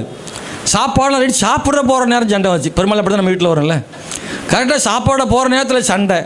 அன்றைக்கி யாருமே சாப்பிடலை. அப்படியே சாப்பாடெல்லாம் எடுத்து வச்சுட்டு அவர் அங்கங்கே படுத்து பட்னியோடு படுத்தாச்சு. நான் படுத்த இடத்துல கொஞ்சம் நேரம் உட்காந்து ஜெபம் பண்ண, ஆண்டவரே என்னையா நீர் அழைச்சதும் அழைச்சிங்க, குடும்பத்துக்குள்ளே குழப்பம் உண்டாகுது ஆண்டவரே, என்னப்பா செய்கிறது, எனக்கு ஆசை உங்கள் ஊழியம் செய்யணுன்னு, நீங்கள் அழைக்கிறீங்க, எங்கள் அப்பா வாயிலிருந்து ஒரு வார்த்தை வரட்டுமேன்னு சொன்னேன். காலையில் எழும்பி எங்கள் அப்பா வந்து 7:30 எழும்பிடுவாங்க. எங்கள் அப்பா எழும்பி சொன்னாங்க, நீ ஊழியத்துக்கு போடா, கர்த்தர் குடும்பத்தை பார்த்துக்கிடுவாருன்னு எங்கள் அப்பா சொன்னாங்க. மறுநாள் காலையில் நிறைய பேர் கைத்தட்டல, பொறாமப்படுறிய போல் காலையில் சொன்னாங்க. சில நேரங்களில் அன்பானவர்களை எதிர்ப்பு வரும், வீட்டுக்குள்ளே கர்த்தர் அதை மாற்றுவார். நம் தீர்மானத்தில் மட்டும் உறுதியாக இருந்தால் நமக்கு வர எதிர்ப்பை கர்த்தர் மாற்றுவார். சரி, வீட்டுக்குள்ளே பெர்மிஷன் கிடைச்சாச்சேன்னு சந்தோஷத்தில் இருந்தால் தெருக்காரன் விட மாட்டுக்காயா, ஏற்ற வீடு பக்கத்து வீடு இவங்க மேரி அக்கா, எங்கள் வீட்டுக்கு பார்த்தா மேரி அக்கான்னு ஒரு அக்கா உண்டு, அவங்க ஆர்சி சர்ச்சுக்கு போகிறவங்க. அந்த அக்கா, ஏய் என்ன செல்வம், நீ ஊழியத்துக்கு போறியாமே, உங்கள் அப்பா நிலவரம் உனக்கு தெரியாதா, குடும்ப சூழ்நிலை உனக்கு தெரியாதா, நீ என்ன இப்படி பண்ணுற வைக்கிறேன்னு. அம்மா எப்படி யோசித்து பாருங்களேன், தெருக்காரன் பூரா மாற்றி போகும்போது வரும்போது இப்படி கேட்டால் எப்படி இருக்கும். எனக்குன்னா கஷ்டம், ஆண்டவர் கண்டவன்லாம் கேட்குறானப்பா. தெருவில் பக்கத்தில் உள்ளவங்களாம் சொல்கிறான், நீ இப்படி போனால் எப்படின்னு. எனக்கே சில நேரம் அப்படி பாருங்கள் அப்படி வரும், சரி விட்டுருவோமான்ற மாதிரி ஒரு சோதனை. இல்லை, நம்ம விடக்கூடாது, கர்த்தர் அழைச்சது நமக்கு உண்மையே தெரியுதுன்ட்டு. அப்புறம் என் ஃப்ரெண்டு ஒருத்தர் அருள்னு ஒரு பையன் என் கூட படித்தவன், அவனுடைய அப்பா ஒருத்தர், அவர் வந்து சிஎஸ்ஐ சர்ச்சுக்கு போகிறார். அவர் சொன்னார், அவர் வந்துட்டு அவர் சொல்கிறார், தம்பி ஏசுநாதர் ஊழியத்துக்கு அழைச்சாலும் குடும்பத்தை பார்க்கணுமில்லப்பா அப்படின்னு நடு ரோட்டில் நிற்க வச்சு பேசுகிறார். 1 மணி நேரம் பேசுகிறார் எனக்கு. அல்லேலூயா. அவர் தீர்க்கதரிசியின் புத்திரரின் தலைவர். அவர் நான் சொன்னேன், எனக்கு தெரியும், சும்மா இருங்க. சொல்ல, என் பையனை பாரு, வேலை செஞ்சு என்னை காப்பாற்றுறான், குடும்பத்தை காப்பாற்றுறான், அவனை மாதிரி புத்தியாகிறியா. வார்த்தைகள்லாம் நான் சொல்ல முடியும், அந்த வார்த்தை அப்படி ஹார்ட் வேர்ட்ஸ், ரொம்ப ஹார்டாக பேசுகிறார். அவங்க பையன் அப்படி காப்பாற்றுறான், குடும்பத்தை வேலை செய்கிறான், நம்மளை பையனை பற்றி பெருமையாக சொல்லி என்னைய கேவலமாக சொல்ல, நீ ஒரு பையன், ஒரு அக்கறை இல்லாத பையனாக இருக்கிய, குடும்பத்தை பார்க்க உங்கள் அப்பா என்னையா நீ நினைக்கிறேன்னு. நம்ம அந்த காலத்தில் ரட்சிக்கப்பட்டதுனால அவரை பேச முடியாதுல்ல, அதனால் நானும் வீட்டுக்கு வந்துட்டேன், சொல்லிவிட்டு சரின்னு வந்துட்டேன். சோத்திரம். எல்லோரும் பேசி ஓஞ்சுது. அடுத்து பார்த்திங்கன்னா என்னென்ன பிரச்சனை, ஃபீஸ் கட்ட ஆள் இல்லை. பைப்பு காலேஜுக்கு போனால் என்ன செய்யணும், அன்றைக்கி 110 ரூபா கட்டதுக்கு மாதம் 110 ரூபா. அல்லையில இன்றைக்கி எல்கேஜிக்கே 110 ரூபா வாங்க மாட்டானு, எல்கேஜிக்கே 110 ரூபா வாங்க மாட்டாங்க. அன்றைக்கி 110 ரூபான்றது பெரிய பணம், அதை கட்ட முடியல, யார் கட்டுவான்னு தெரியல. எங்கள் வீட்டில் அது கட்டுற அளவுக்கு எங்கள் வீட்டில் வசதியும் இல்லை. சர்ச்சு பாஸ்டர் சொன்னார், நான் கட்டுறேன் போனார். வந்த உடனே மாதமே அடுத்த கடிதம், ஃபீஸே கட்டலை, அடுத்த கடிதம் வருது, எப்போ என்னால் முடியாதுன்ட்டார். அவரை நம்பி தானே காலேஜுக்கு வந்தேன், அவரும் முடியாதுன்ட்டார். இப்போ யார் நம்புறதுன்னு தெரியாது. இவ்வளோ எதிர்ப்புகள். அந்த டைமில் நான் வந்து ஒரு ஃபிஷரிஸ் காலேஜ் ஒன்று தூத்துக்குடியில், ஒரு கல்லூரி, மீனவ கல்லூரியில் நான் வேலை செஞ்சிகிட்டு இருந்தேன் தற்காலிகமாக. அப்போது அன்பானவர்களே, அந்த கல்லூரியில் வந்து நான் அப்போ தான் வேலைக்கு சேர்றேன். எனக்கு முன்னாடி என்ன மாதிரி ஒரு 50 வேலை செய்கிறாங்க. MA முடிச்சுட்டு, BA முடிச்சுட்டு, நிறையா டிகிரியெல்லாம் முடிச்சுட்டு அவங்க அங்கே என்ன செய்கிறாங்கன்னா 1 மணி நேரம் சாணி சுமக்கிற வேலையும், அதுக்கப்புறம் மீன்களுக்கு இறை போடுற வேலையும் பார்த்துக்கிட்டு இருக்காங்க. நான் உள்ளே போன உடனே 1 வாரம் சாணி சுமந்தேன். அதுக்கப்புறம் என்னைய வந்து ஒரு ப்ரொஃபஸர் வந்து என்னை கூப்பிட்டு அவருடைய ஆஃபீஸில் என்னைய ஒரு வேலைக்கு கூப்பிட்டுட்டாரு. இவ்வளோ பேரான் அவ்வளோ பேர் நம்மளை அப்படியே கரிச்சு கொட்டுறான்னு. இன்றைக்கி வந்தால் அவன் லுங்கி கட்டாமல் அவன் வந்து பேண்ட்டோடையே போகிறான். நம்ம 8 மணிலேருந்து 9 மணிக்கு சாணி சமைக்கிறோம், இவன் 10 மணிக்கு ஆஃபீஸுக்கு வாரான்னு பயங்கரமான குழப்பம். அந்த இடத்துலேருந்து இன்னொரு இடத்துக்கு HOD மாற்றி விட்டாங்க. அவர் பார்த்துட்டு எனக்கு வேணும் கூப்பிட்டார். நான் எங்கே போனாலும் வேலை செய்கிற இடத்துல நல்லா ஹார்ட் ஒர்க் பண்ணி உண்மையாக செய்யணும்னு நினைப்பேன். அதில் அவருக்கு பிடிச்சி போய் அந்த ஹெச்ஓடினை கூப்பிட்டு அவர் கூடவே என்னை வச்சுக்கிட்டாரு. சொன்னார், தம்பி நீ அவர் ஒரு சிஎஸ்ஐ கிறிஸ்டியன், அதனால் என்னை அவர் நல்லா பிடிச்சிக்கிடுச்சு, நல்ல மனுஷன் அவர். சொன்னார், நீ இங்கே இரு, நான் உனக்கு எம்ப்ளாய்மெண்ட் மூலமாக அப்படி உள்ள உன்னை சேர்த்து விட்டுறேன் அப்படின்னு சொல்லி அவங்க வீட்டுக்கெல்லாம் கூப்பிட்டு போய் நிறைய ஆவிக்குரிய புஸ்தகங்களை எனக்கு கொடுத்தார். அவர் கூட இருந்தேன். இந்த இடத்துல தான் இது நடந்துக்கிட்டு இருக்கு. எது நடந்துக்கிட்டு இருக்கு? நான் பெத்தேல் மட்டும் வரவிரும்ப விடுவதில்லை, இதெல்லாம் இந்த ப்ரோக்ராம்லாம் என்ன செஞ்சுக்கிட்டு இருக்கு, நடந்துக்கிட்டே இருக்குது. இதுக்கு இடையில தான் தீர்க்கதரிசிகளின் புத்திரர்கள்லாம் என்ன செய்கிறாங்க, நிறைய பேர் வர்றாங்க. இதில் ஒரு ஆள் இவர் நல்ல மனுஷன். ஆனால் சொன்ன உடனே அவர் சொல்லிட்டார், ரைட்ப்பா தம்பி, ஒன்றும் பிரச்சனை இல்லை, ஆனால் ஒரு வாய்ப்பு உனக்கு கிடைக்கிது, இது யாருக்கும் கிடைக்காது. 15 வருஷமாக டபுளுமே முடிச்சுட்டு சாணி அள்ளிக்கிட்டு பயில கிடக்கானுவேன். நீ வந்த உடனே உனக்கு ஒரு வாய்ப்பு கிடைக்கிது, என்னையும் இந்த இடத்துல கடவுள் வச்சுருக்காரு, உனக்கு எப்படியாவது உள்ள ஜாயின் பண்ணி விட்டுரு, அந்த கல்லூரியில் உனக்கு அரசாங்க பணி கிடைக்கும்பா அப்படின்னு சொல்கிறாரு. நான் அதை சொல்லிகிட்டு இருக்கும்போது எப்படி சொல்லன்னு தெரியாமல் 2-3 நாள் கழித்து சொல்கிறேன். இந்த பைபிள் காலேஜினுடைய அப்ளிகேஷனை கொண்டு கொடுத்து நான் ஆண்டோடைய ஊழியத்துக்கு ஒப்பு கொடுத்துருக்கிறேன்னு சொல்கிறேன். நான் சொல்கிறேன், முதல்ல வந்தது எதிர்ப்பு, இப்போ வந்தது வாய்ப்பு. பிரைஸ்லாம், இது ஒரு வாய்ப்பு இல்லை. நான் வேறு ஒருத்தராக இருந்தால் என்ன பண்ணுவாங்கன்னா, அரசாங்க வேலை அப்படின்னா சில நேரம் பைபிள் காலேஜ் ஃபார்மை கிழிச்சு போட்டு இந்த எம்ப்ளாய்மெண்ட் ஃபார்முக்கு ஓகே பண்ணிடுவாங்க. நான் அதில் உறுதியாக இருந்தேன். என் தேவனுடைய அழைப்பு மேன்மையானது, அரசு வேலையை விட ஊழியம் உயர்ந்தது. எத்தனை பேர் நம்புறீங்க? பிரைஸ்லாம், அல்லேலூயா. ஒரு முறை பில்லி கிரஹாம் என்கிற உயர்ந்த தேவ மனிதர், உங்களுக்கு தெரியும், உலக பிரசித்தி பெற்ற சுவிசேஷகர். நீங்கள் என்ன நெட்டில் போட்டு பாருங்கள், அவருடைய கூட்டங்களில் ஆயிரக்கணக்கான மக்கள் ரட்சிக்கப்படுவாங்க, லட்சக்கணக்கான மக்கள் கூடுவாங்க. பெரிய தேவனுடைய மனிதர் அவர் அமெரிக்காவில் அவரை தெரியாத மனிதர் இருக்க முடியாது, அவ்வளோ பிரபலமான ஆள். குறிப்பாக அந்த நாட்களில் அமெரிக்காவுடைய ஜனாதிபதிக்காக ஜெபிக்கிறவர். அமெரிக்காவின் ஜனாதிபதி ஃபோன் பண்ணி இவர்கிட்ட ஆலோசனை கேட்பார்களாம். அவ்வளோ பெரிய சுவிசேஷகர். அப்போ எல்லாரும் அன்னைக்கு இருந்த அரசு அதிகாரிகள், உயர்ந்த மனிதர்கள், அரசியல்வாதிகள் எல்லாம் அவரை பார்த்து சந்திச்சு, வரப்போகிற தேர்தலில் நீங்கள் ஜனாதிபதி வேட்பாளராக நிற்கணும், நாங்கள் எல்லாரும் சேர்ந்து உங்களை ஜனாதிபதியாக நாங்கள் தேர்ந்தெடுக்க போகிறோம், நீங்கள் ஓகே சொல்லுங்கன்னு சொல்லி அவரை கேட்டாங்களாம். அவர் சொன்ன பதில் என்னன்னா, நான் ஏற்கனவே அதை விட ஒரு பெரிய பதவியில் நான் இருந்துக்கிட்டு இருக்கேன், அதை விட்டு என்னை கீழே இறங்கி வர சொல்கிறீங்களே அப்படின்னு சொன்னாராம். என்னங்க கைத்தட்டக்கூடாதாங்க? ஹல்லேலூயா. அப்புறம் அமெரிக்கா ஜனாதிபதியினுடைய பதவியை விட ஊழியக்காரன் அப்படின்ற பதவி உயர்ந்ததுன்னு அவர் சொன்னது தேவனுடைய ஊழியக்காரன் என்கிறதான இடம் ஜனாதிபதியை விட உயர்ந்ததுன்றாரு. ஆமென், ஸ்தோத்திரம். அதிலிருந்து நான் இறங்கி வர விரும்பலன்னாரு, ஆசைப்படலை. வாய்ப்புகளுக்காக அவர் இறங்கி வரவே இல்லை. அன்பானவர்களே, நான் அதில் உறுதியாக இருந்தேன். கொஞ்ச நாள் வேலை செய்தேன். வேதாகம கல்லூரிக்கு வரும்படி தேவன் எனக்கு வாய்ப்பு தந்தார். அன்பானவர்களே, 3 ஆண்டுகளும் கஷ்டப்பட்டு தான் படித்தேன். ஆனாலும் விசுவாசத்தை கர்த்தர் அதில் வளர்த்தார். இல்லை, அது ரொம்ப நல்லது. பாடுகள் மத்தியில் ரொம்ப கஷ்டத்து நடுவில் படித்து வந்தேன். ஆனால் ஆண்டவர் எப்படி ஜெபிக்கணும், ஜெபத்தினால எப்படி ஆண்டவரோட அற்புதத்தை பார்க்குறதுன்றது அந்த 3 வருஷம் எனக்கு ஆண்டவர் கற்றுக் கொடுத்தார். காலையில் 4 மணிக்கெலாம் எழும்பி மொட்டை மாட்டில் ஜெபிக்க, கிரவுண்டில் ஜெபிக்க.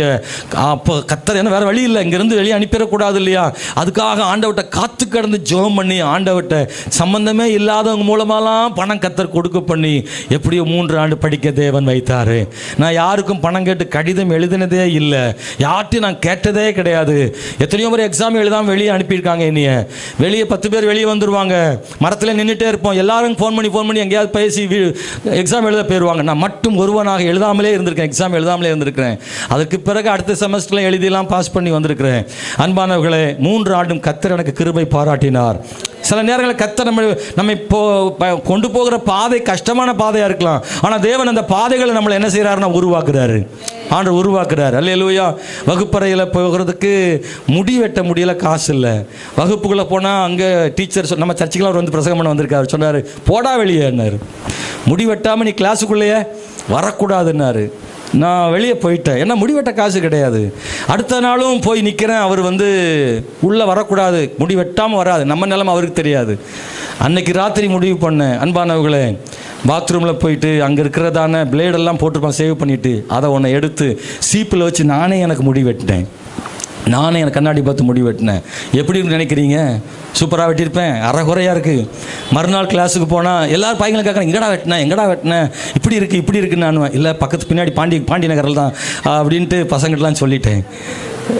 நான் மறுநாள் கிளாஸுக்கு போனால் அதே ப்ரொஃபஸர் சொல்கிறாரு, இதாண்டா பிள்ளை மாதிரி இருக்குது அப்படின்னாரு. எனக்குன்னா சரி ஏதோ ஒன்று சொல்கிறாரு, பரவாயில்ல. ஆனால் ஒன்று அன்பானவர்களே, இந்த காலேஜை விட்டு ஒரு நாளும் போகக்கூடாதுன்றதில் உறுதியாக இருந்தேன். என்ன வந்தாலும் இந்த இடத்த விட்டு போகக்கூடாது. 3 வருஷம் முடித்து பாஸ்டராக தான் அங்கேருந்து போகணும், என்ன நடந்தாலும் பரவாயில்லன்னு அங்கே உறுதியாக இருந்தேன்.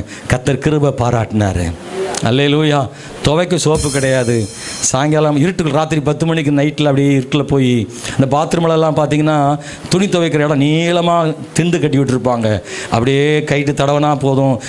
இந்த பணக்கார பையங்களெல்லாம் பீஸாக போட்டு போய் போனான். கடைசி பீஸை துவைக்க முடியாதுல்ல, அதை பூரா ஒன்றா சேர்த்து கர்ச்சிப்புக்குள்ளே வச்சு ஒரு கொண்ட மாதிரி முடிஞ்சு அதை வச்சு துணி துவைச்சி காய போடுவேன். ராத்திரி தான் துவைச்சி போடுவேன்.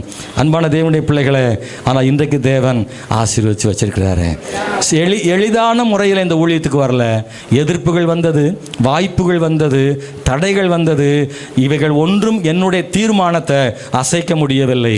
எலிசாவின் வாழ்க்கையில் எத்தனையோ தடைகளும் போராட்டங்களும் வந்தது. ஆனாலும் அவனுடைய வாழ்க்கையில் அந்த தீர்மானத்தை உடைக்க ஒன்றாலும் முடியவில்லை. கர்த்தர் நல்லவர். நம்முடைய வாழ்க்கையிலும் பல நேரங்களில் இதுபோல வாய்ப்புகள் வந்தாலும் வாய்ப்புகளை மட்டும் பார்க்காதீங்க. ஒருவேளை வாய்ப்புகளுக்குள்ள ஏதோ மறைந்து தடை இருக்கா, நம்ம ஓட்டத்தை நிறுத்துறதுக்காக இது நடக்குதான்னு நீங்க யோசித்து பாருங்க. பிசாசு சில நேரங்களில் பட்டயத்தால் நம்மை எதிர்ப்பான், சில நேரங்களில் ஆப்பிள் கொண்டும் நம்மை தடுத்து நிறுத்துவான். எத்தனை பேருக்கு புரியுது? பிசாசு சில நேரங்களில் பட்டயத்தாலும் எதிர்த்து நிற்பான். சில நேரங்களில் இதை புசிக்கக்கூடாது என்று சொன்னாரோ என்று ஆப்பிள் கூட தருவான். நீங்கள் பிசாசின் பட்டயத்தை பார்ப்பது போலதான் பிசாசின் கையில் உள்ள பழத்தையும் பார்க்க வேண்டும். கைத்தட்டி கர்த்தரை துதிக்கிறீங்களா? ஐயோ, பட்டயத்தை பார்த்து சிலர் தப்பி விடுவார்கள், இது சாத்தானுடைய தந்திரம் என்று. ஆனால் சில நேரங்களில் சாத்தானின் கையில் உள்ள ஆப்பிளை கண்டு தப்பாமல் வீழ்ந்து போனவர்கள் இருக்கிறார்கள். சிலர் பெத்தேல் மட்டும் வந்து நின்று போனவர்கள் உண்டு, சிலர் எரிகோ மட்டும் வந்தவர்கள் உண்டு, சிலர் யோர்தான் வரை கடைசி வரைக்கும் வந்தவர்கள் உண்டு. பல கிறிஸ்தவர்கள், பல விசுவாசிகள் கில்காலோடு தங்களுடைய ஓட்டத்தை நிறுத்தி கொண்டார்கள். கில்கால் என்பது வாக்குத்தத்தம் பண்ணப்பட்ட தேசத்தின் முதல் பஸ்கா கொண்டாடிய இடம். பெத்தேல் என்பது சொப்பனம், யாக்கோபு சொப்பனம் கண்ட இடம். எரிகோ என்பது ஒரு பெரிய வெற்றியின் இடம். அது யோர்தான் என்பது அது கடினமான தடை என்பது. இது நிறைய விஷயங்கள் இதில் இருக்கு அன்பானவர்களே. நிறைய தேவனுடைய பிள்ளைகள் தங்களுடைய ஆவிக்குரிய ஜீவியத்தில் ஆமென் பெத்தேலோடு கில்காலோடு நிறுத்தி கொண்டார்கள். போதும், இவ்வளவுதான் போதும், வளர்ந்தது போதும், இந்த ஜெபம் போதும், என் குடும்பத்துக்காக போதும் என்று நிறுத்தி கொண்டார்கள். ஆனால் இன்னும் தேவ பிள்ளைகள் அதை தாண்டி இன்னும் கர்த்தருக்காக முன்னேறி போய் கொண்டே இருக்கிற மக்கள் நிறைய பேர் இருக்கிறாங்க. என் ஜெபத்தை கேட்டு பெரும் இடத்தில் மட்டும் இருக்கிற விசுவாசிகள் உண்டு. தனங்கள் கொடுக்கும் இடத்துக்கு அடுத்த இடத்துக்கு மாறுகிற மக்களும் விசுவாசிகள் இருக்கத்தான் செய்கிற. உங்களை பார்த்து அன்பா கேட்கிறேன், நீங்க ஆண்டவருடைய போது வாங்குற இடத்துல மட்டும் இருக்காதீங்க. ஆண்டவருக்காக கொடுக்கும் இடத்துல, ஆண்டவருக்காக பயன்படுகிற இடத்துல, ஆண்டவருக்காக சாதிக்கிற இடத்துல நீங்க முன்னேறி வரும்படியாக உங்களை நீங்க ஒப்பு கொடுங்க. நீங்க எடுத்த தீர்மானத்தில் உறுதியாக இருங்க. நீங்கள் யோர்தான் வரை கடந்து போக வேண்டும். அல்லேலூயா. பெத்தேலில் வரைக்கும் நிறுத்திக் கொள்ளாதிருங்கள். பெத்தேலில் நிறுத்திக் கொள்ளாதிருங்கள். எரிகோவில் நின்று விடாதிருங்கள். நிறைய தீர்க்கதரிசிகளின் புத்திரர்களே உங்களை தடை பண்ணலாம். எலியா கூட சொல்லலாம் இங்கே இருந்து விடு என்று.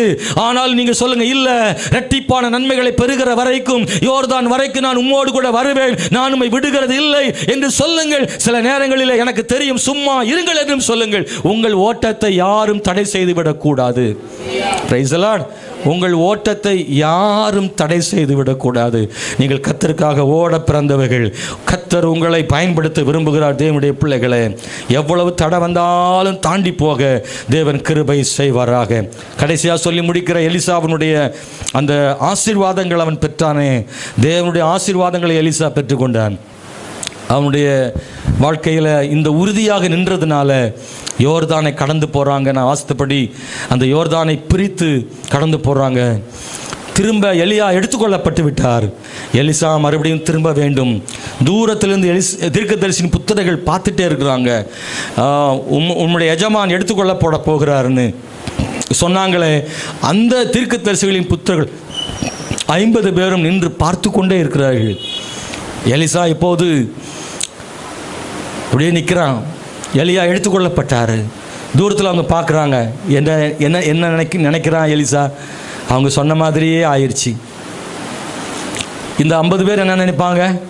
அப்போவே நாங்கள் சொன்னோம்லடா, நீ கேட்கலையடா. தீர்க்கதரிசியின் புத்திரர் அவங்க அப்படி நினைப்பாங்க. தவறு, அப்போவே இங்கே இருந்திருக்கலாம்ல, பின்னாடியே போய் இப்படி பேப்பா நின்றுக்கிட்டு இருக்கியாடான்னு அந்த 50 பேர் நினச்சிருப்பாங்க. அவங்க நினச்சிக்கிட்டு இருக்கும்போது தான் மேலே போன எலியாவிட்டேருந்து ஒரு சால்வை மேலே வந்து விழுந்தது. 50 பேரோ எத்தனை பேரோ உங்களை பார்த்து சொல்லலாம், நான் அன்னைக்கே சொன்னேன் இயேசுவை தேடாதன்னு சொன்னாங்கன்னா, நீ ஊழியத்துக்கு போகாதன்னு சொன்னேன். நான் ஒரு சம்பவத்தை சொல்ல மறந்துட்டேன், சொல்லிடுறேன். எனக்கு ஒருத்தர் சொன்னார்ல, தீர்க்கதரிசியின் புத்திரர் ஒருத்தர் வந்து 1 மணி நேரம் ஒரு ரோட்டில் வச்சு பேசினார்ல, என் பையனை பாரு அப்படின்னார்ல. நான் ஊழியத்துக்கெல்லாம் வந்த பிறகு வந்து நான் ஒரு நாள் வீட்டுக்கு போயிருந்தப்போ தூரத்துலேருந்து அவர் வந்துகிட்டே இருந்தார். அந்த ஐயா அவர் வந்து ஆளே மாறிட்டார், ஒல்லியாக எலும்பு தோலுமா இருக்கிறாரு. நான் அவரை பார்த்த உடனே என்னைய அவர் பார்த்துட்டாரு. செல்வமா நேரம் ஆமான்னு சொன்னேன். நீங்கள் அருள் அப்பா தான் நான் கண்டுபிடிக்கிற அளவுக்கு தான் இருந்துச்சு, ஆனால் ஆள் மாறிட்டார். அவர் சொன்னார், என் கையை பிடிச்சிக்கிட்டாரு, அழுதார். தம்பி, நீ எடுத்த முடிவு தான் சரியான முடிவு தம்பி. என் பையன் என்னை முதியோர் இல்லத்தில் சேர்த்துட்டான். நான் முதியோர் இல்லத்திலேருந்து கொஞ்சம் துணியை எடுத்துகிட்டு வீட்டுக்கு போகிறேன். நான் போயிட்டு மறுபடியும் அதை மற்ற துணியை எடுத்துகிட்டு நான் முதியோர் இல்லத்துக்கு போகணும்ப்பா. என் பையன் வந்து இன்னொரு ஆளை கூட்டிக்கிட்டு அவன் எங்கேயோ போயிட்டான்ப்பா. நான் இப்போ தனிமையில் தான் இருக்கேன், என்னை முதியோர் இல்லத்தில் சேர்த்துட்டான்னு சொன்னார். இதே வாய் தான் கொஞ்சம் நாளைக்கு முன்னாடி சொல்லுச்சு, நீ என்ன பைத்தியகாரத்தனமாக இருக்க, என் பையன் எப்படி உழைச்சி சம்பாதிக்கிறான், குடும்பத்தை காப்பாற்றுறான்னு சொன்ன வார்த்தை. இல்லைப்பா, நீ எடுத்த முடிவு தான் சரியானதுன்னு சொல்ல வச்சார் ஆண்டவர். என் வாழ்க்கையில் மறக்க முடியாது. எவர்கள் எல்லாரும் என்னை தூஷித்தார்களோ அவர்கள் எல்லாருக்கும் முன்னாடி கர்த்தர் என்னை உயர்த்தி வைத்தார். அந்த மேரியக்காவை மறக்க மாட்டேன். ஐயா செல்வம், எனக்காக ஜெபம் பண்ணிக்க ஐயா அப்படின்னு அந்த அக்கா சொன்னாங்க. அல்லேலூயா. எவரெல்லாம் என்னை பழித்தார்களோ அவர்கள் எல்லாருக்கும் முன்னாடி ஆண்டவர் என்னை மேன்மைப்படுத்தி வைத்தார். ஒன்றை மாத்திரம் சொல்கிறேன், கர்த்தருடைய வார்த்தையை கீழ்ப்படிந்து அவருடைய பாதையில் போக துணிச்சலாக நீங்கள் இறங்கிட்டீங்கன்னா கர்த்தர் காரியங்கள் அவர் பார்த்து கொள்ளுவார், அவர் பார்த்து கொள்ளுவார், அவர் பார்த்து கொள்ளுவார். கர்த்தர் மேலான தேவனாக இருக்கிறார், அவர் நல்லவர். ஹல்லேலூயா. எலிசா அந்த சால்வை எடுத்துக்கொண்டு எல்லாரும் பார்த்துக்கிட்டு இருக்கும்போது திரும்ப வரும்போது யோர்தான் ஓடிக்கொண்டிருக்கிறது. எலிசாவுக்கு ஒன்று தெரியும், எலியா என் கூட இல்லை, ஆனால் எலியாவின் தேவன் என்னோடு கூட இருக்கிறாரு, எலியாவின் சால்வை என்னோடு கூட இருக்கிறது. அதே சால்வையை எலியா செய்த மாதிரியே முறுக்கி எலியா செய்த மாதிரியே தண்ணீரில் அடிக்கிறான். யோர்தான் நன்றாக பிரிகிறது, பாதை உண்டாகிறது. 2 பேராக அவர் பிரிக்கும் போது போன எலியா இப்பொழுது இவனே பிரித்து வெளியே வருகிறான். உன் பிரச்சனைகளை இருந்து காப்பாற்ற ஒருவர் உதவி செய்த காலம் போய் இனே பிரச்சனைகளை ஒதுக்கி வரக்கூடிய காலம் உனக்கு வரும். தேவன் உன்னை பயன்படுத்துவார் மகளே, தேவன் பயன்படுத்துவார் மகனே. நீ கர்த்தரை மாத்திரம் உறுதியாய் பிடித்துக் கொண்டால் ஹல்லேலூயா, கர்த்தர் உங்களை நடத்துவார், கைவிடவே மாட்டார்.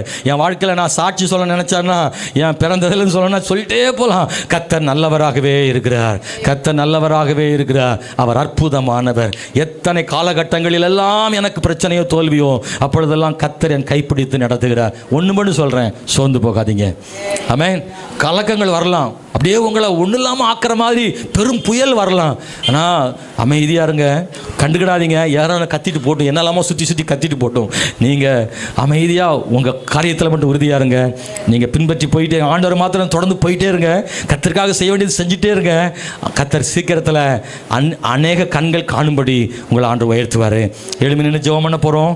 இந்த கால வேளையில் தேவனுடைய பிள்ளைகளை எலியாவின் ரெட்டிப்பான ஆசீர்வாதத்தை எலிசா பெற்றுக்கொண்டது போல உங்களை என்னையும் கர்த்தர் பெற்றுக்கொள்ள பண்ணுவார்.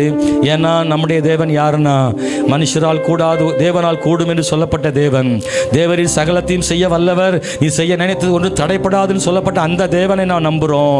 பூமியிலும் சகல அதிகாரம் எனக்கு கொடுக்கப்பட்டிருக்கு அப்படின்னு சொல்லப்பட்ட தேவனை ஆராதிக்கிறோம். அந்த ஆண்டவர் நேற்றும் இன்றும் என்றும் மாறாதவர்னு சொல்லப்பட்ட அந்த ஆண்டவரை நம்புகிறோம். உலக திருமணை காட்டில் உங்களில் இருக்கிற பெரியவர்னு சொல்லப்பட்ட அந்த ஆண்டவரை நம்புகிறோம். ஹல்லேலூயா. எலியாவின் தேவன் மட்டுமல்ல, எலிசாவின் தேவன் மட்டுமல்ல, என் தேவன் இன்னும் இருக்கிறார்னு சொல்லுங்க. என் தேவன் இன்னும் இருக்கிறார். ஒரு நாளும் யாரோ சொல்றாங்க, அவங்கெல்லாம் சொல்றாங்கன்னு ஆண்டவருக்காக செய்யறதை நிறுத்திடாதீங்க. ஆண்டவருக்காக கிரியை செய்கிறவங்களுக்கும் ஆண்டவருக்காக ஒண்ணுமே செய்யாதவங்களுக்கு இடையே வித்தியாசம் தெரியும். ஹல்லேலூயா. ஆண்டவருக்காக தியாகம் பண்ணவங்களுக்கு தியாகம் பண்ணாதவங்களுக்கு வித்தியாசத்தை கர்த்தர் காண்பிப்பார். ஒரு நாள் வரும்போது நீங்க எவ்வளவு கர்த்தருக்கு பிரயாசப்படுறீங்களோ அதுக்கெல்லாம் ஒரு பலனை ஆண்டவர் வச்சிருப்பாரு. அவங்க செய்யல, இவங்க செய்யல, நான் மட்டும் செய்யணுமா நினைக்காதீங்க. யாருமே செய்யாத நான் மட்டும் செய்யணுமா நினைக்காதீங்க. பரவாயில்ல, ஒரு ஆள் கூட செய்யாட்டாலும் நீங்க ஒரு ஆளா நின்று செய்யுங்க. ஒருவருமே உங்களுக்கு சப்போர்ட்டுக்கு வராட்டாலும் பரவாயில்ல, நீங்க தனியா நின்று கர்த்தருக்காக செய்யுங்க. உங்களை பார்க்கிற தேவன், உங்கள் பிரயாசங்களை பார்க்கிற தேவன். உங்களுடைய கஷ்டமும் வேதனையும் கண்ணீரும் யாருக்குமே தெரியாம இருக்கலாம், ஆனா பரலோகம் உங்கள் கண்ணீரை பார்த்து கொண்டுதான் இருக்கிறது. நிச்சயமா சொல்றேன், உங்கள் தேவன், உங்களுக்காக தேவன் பெரிய காரியங்களை செய்வார். ஹல்லேலூயா. கண்டும் காணாதவராய் போகிற தேவன் அவர் அல்ல அன்பானவர்களே. ஆண்டவர் நடத்துவாரு. ஓ சிலுவையின் முன்னால், இந்த உலகம் என் பின்னால், சிலுவையின் முன்னால், இந்த உலகம் என் பின்னால், இயேசு சிந்திய இரத்தத்தினாலே என்றும் விடுதலையே, இயேசு சிந்திய இரத்தத்தினாலே இன்றும் விடுதலையே, சிலுவையே முன்னால், இந்த உலகமே பின்னால், சிலுவையே முன்னால், இந்த உலகமே பின்னால், இயேசு சிந்திய இரத்தத்தினாலே என்றும் விடுதலையே, இயேசு சிந்திய இரத்தத்தினாலே என்றும் விடுதலை. இயேசுவின் பின்னால் நான் செல்வேன், திரும்பி பார்க்க மாட்டேன், திரும்பி பார்க்க மாட்டேன். இயேசுவின் பின்னால் நான் செல்வேன், திரும்பி பார்க்க மாட்டேன், திரும்பி பார்க்க மாட்டேன். உலகமே பின்னால், சிலுவையே முன்னால், உலகமே பின்னால், சிலுவையே முன்னால், இயேசு சிந்திய இரத்தத்தினாலே என்றும் விடுதலையே, இயேசு சிந்திய இரத்தத்தினாலே என்றும் விடுதலையே. நான் அவர் ஆலயம், எனக்குள்ளே இயேசு, நான் அவர் ஆலயம், எனக்குள்ளே இயேசு. என்ன நடந்தாலும் எவ்வேளையிலும் எப்போதும் துதித்திடுவே. நீங்க சொல்ல முடியுமா? என்ன நடந்தாலும், ஆமென், ஹல்லேலூயா. என்ன நடந்தாலும் பரவாயில்ல, என் ஆண்டவரை பின்தொடர்வேன். ஓ என்ன நடந்தாலும் எவ்வேளையிலும் எப்போதும் துதித்திடும். வேதனை நெருக்கம் இன்னல்கள் இடர்கள் எதுவும் பிரிக்காது, வேதனை நெருக்கம் இன்னல்கள் இடர்கள் எதுவும் பிரிக்காது.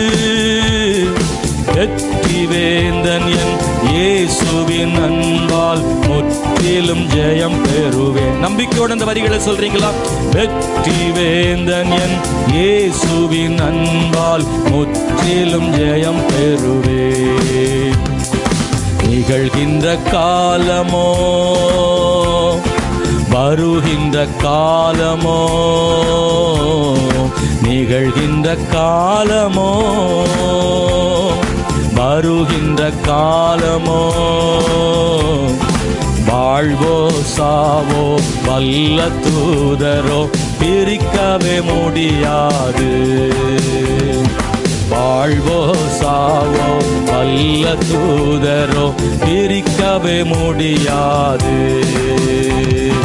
இயேசுவின் பின்னால் நான் செல்வேன், திரும்பி பார்க்க மாட்டேன், திரும்பி பார்க்க மாட்டேன்.